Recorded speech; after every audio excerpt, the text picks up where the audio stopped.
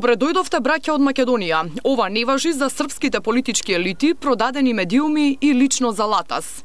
Доколку патувате во Бугарија, овој билборд ќе го забележите од вашата десна страна на само 1 километар од граничниот премин Деве Баер. По повод укинувањето на визниот режим за Македонија на 19 декември, бугарското ВМРО на Красимир Каракачанов со почести и церемонии го поставија овој билборд. Оваа порака представува директна закана за безбедноста на сите македонски граѓани, а особено новинари кои би патувале во Бугарија.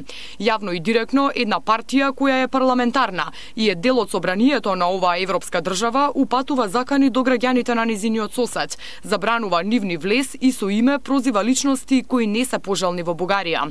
Кои се тие продадени медиуми и просрпски елити, најверојатно ќе проценат силеџиите и приврзаниците на Каракачанов.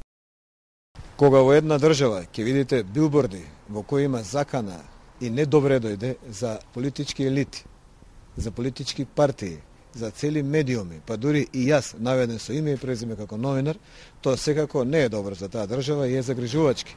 И за нив таму, но и за нас, кои во Бугарија не се чувствуваме безбедно, нити препорачуваме било кој човек да отиде таму и нема да биде безбеден.